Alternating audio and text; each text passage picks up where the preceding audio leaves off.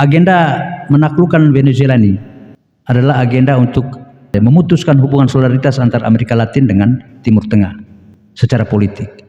Kedua, memutuskan hubungan atau solidaritas antara umat Katolik di Amerika Latin dan umat Muslim di Timur Tengah.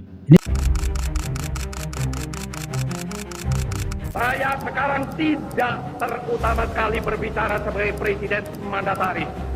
Saya berbicara di sini sebagai penyambung lidah rakyat Indonesia.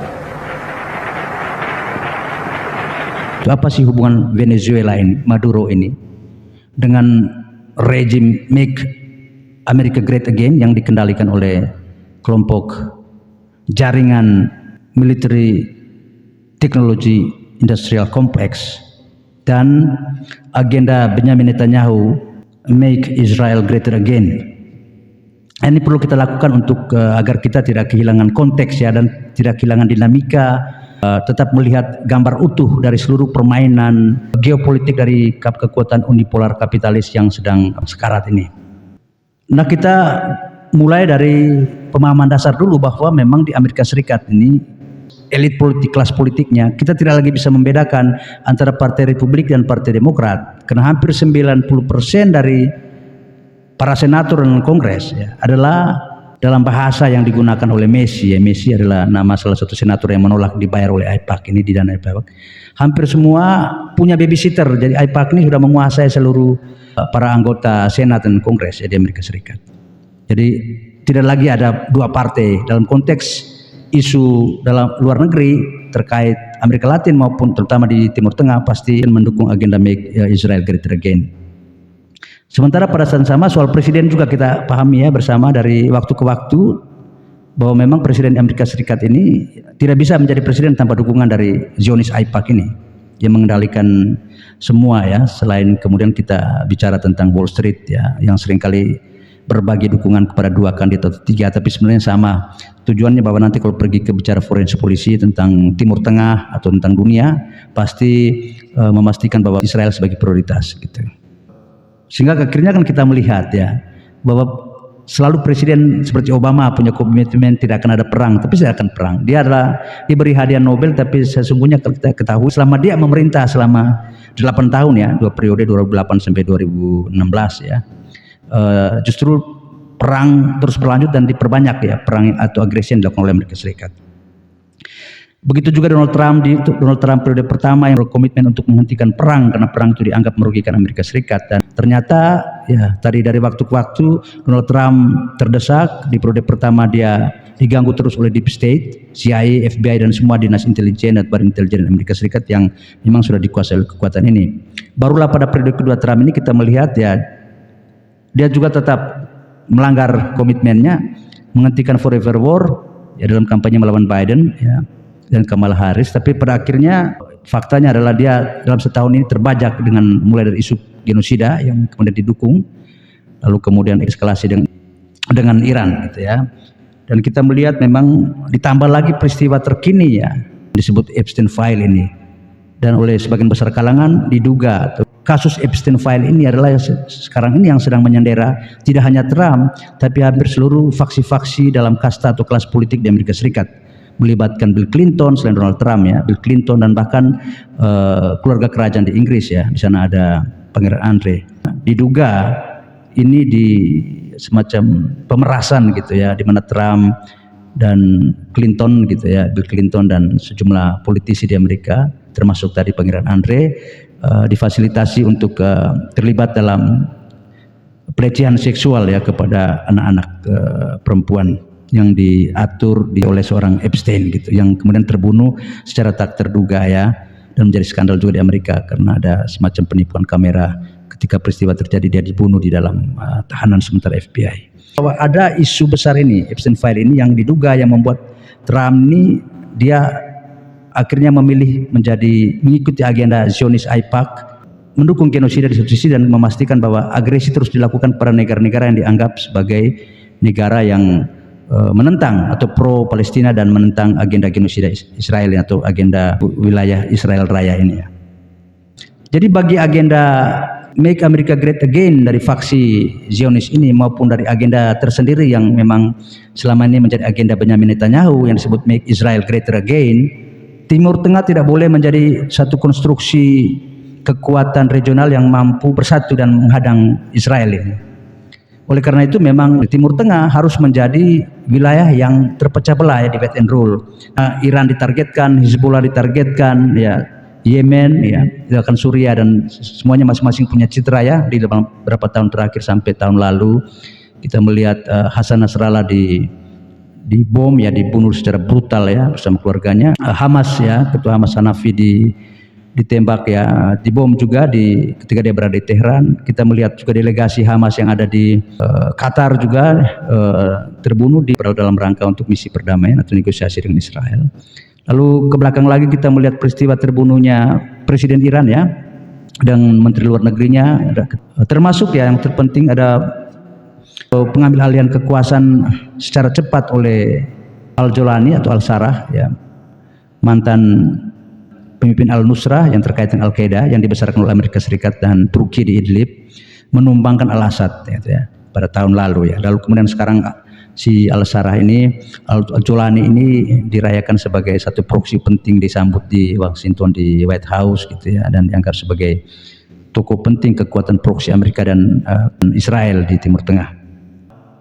Konstruksi regional tidak lagi dalam konteks berhubungan dengan isu Palestina ya, itu yang diinginkan oleh kekuatan Zionis ini, AIPAC, maupun oleh kekuatan Make America Great Again, adalah bahwa Iran, Turki ya, dan Arab Saudi misalnya harus selalu dalam kontestasi terus-menerus berkaitan dengan eskalasi pengaruh pada tingkat regional gitu. Sehingga kalau kita berharap Turki akan bersekutu dengan Iran, boleh jadi ketika berkaitan Palestina secara retoris akan dilakukan oleh Turki, tapi secara politik dan aktual aliansi militer tidak akan mungkin dilakukan oleh Turki, karena Turki adalah negara yang terus menjadi bagian dari agendanya tanda petik Barat ya, karena dia terintegrasi ke dalam NATO dan ingin menjadi bagian dari Uni Eropa.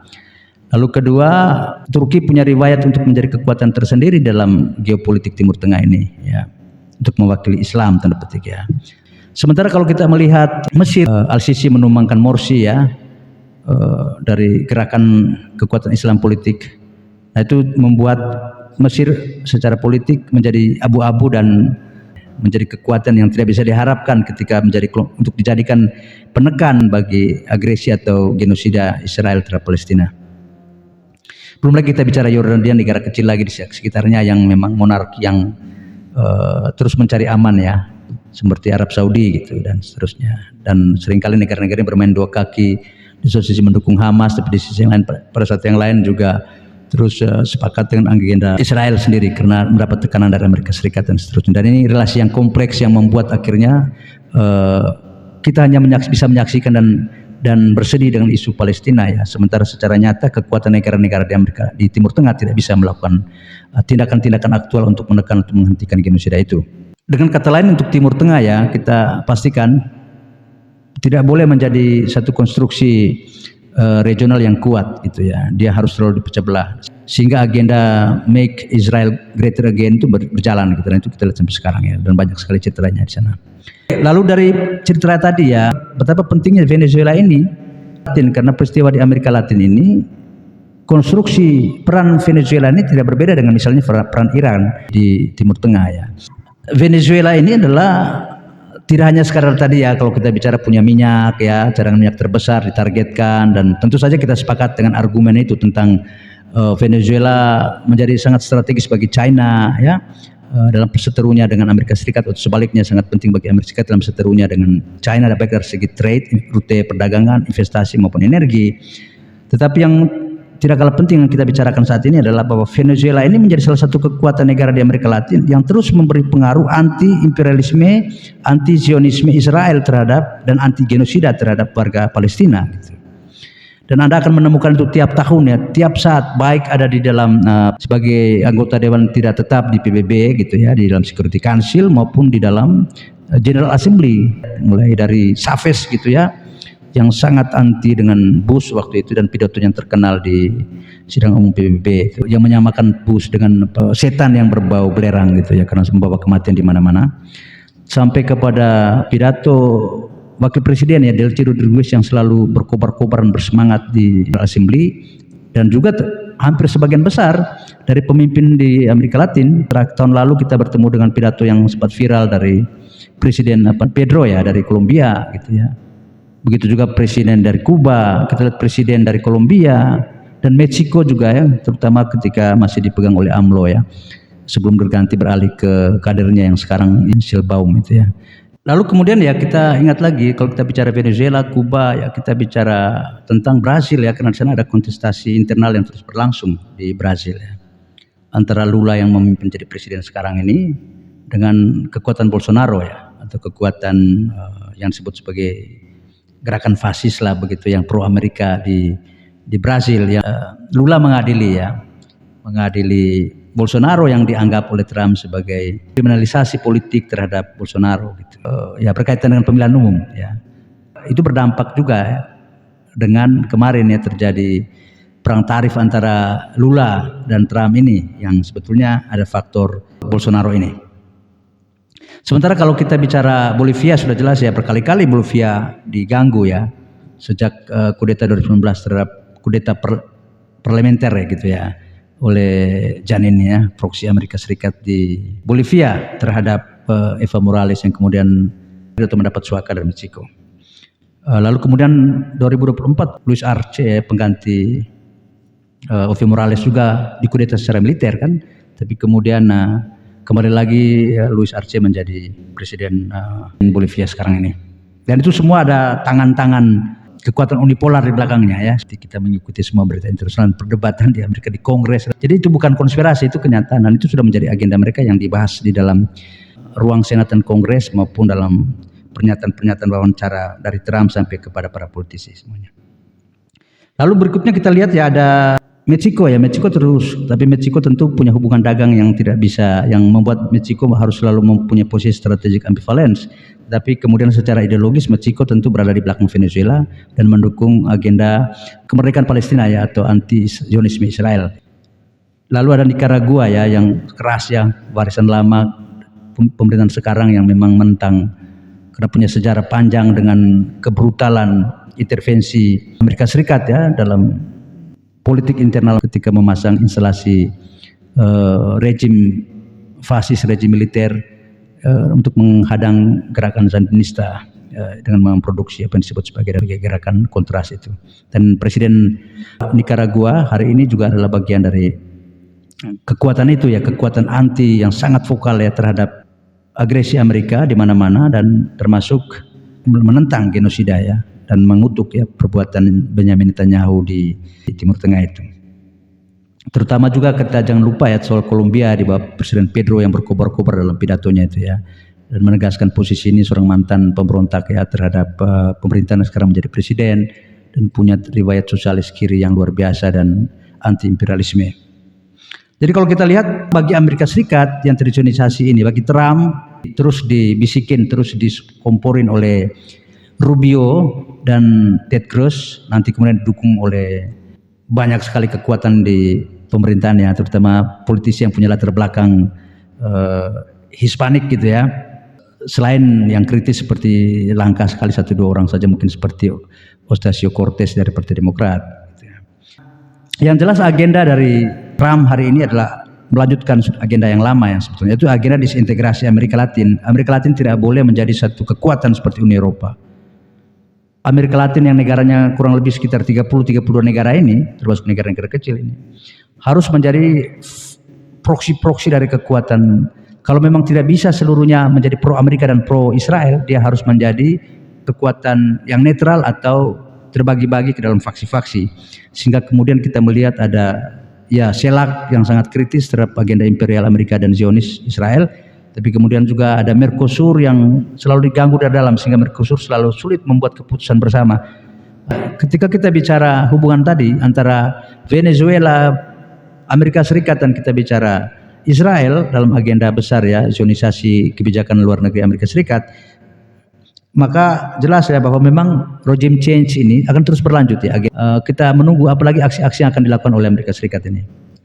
Bukan hanya di Venezuela tapi juga di Brasil, di Bolivia, di Nicaragua, di Kuba ya akan terus berlanjut. Di Meksiko ya karena ada eskalasi ketegangan antara Meksiko dan Amerika Serikat ya.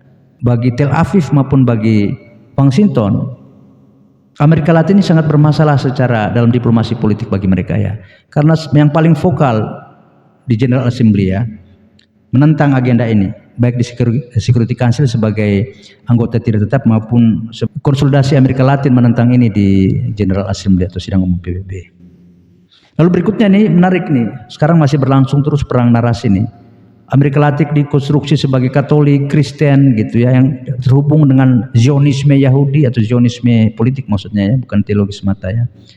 Dengan kemudian ada Zionisme Kristen gitu ya, dihubungkan. Jadi kalau Amerika Latin harus mendukung Israel karena Israel adalah perjanjian lama lah begitu. Kalau Anda mendengar skandal besar yang disampaikan oleh Ted Cruz dalam interview yang konfrontatif dengan Tucker Carlson di Amerika Serikat tahun lalu, yang sudah bercitra bahwa memang politisi-politisi Kristen atau Katolik dari Amerika Latin ini yang ada di Amerika Serikat di Kongres ini ya, sebagian besar ya memang terzionisasi juga.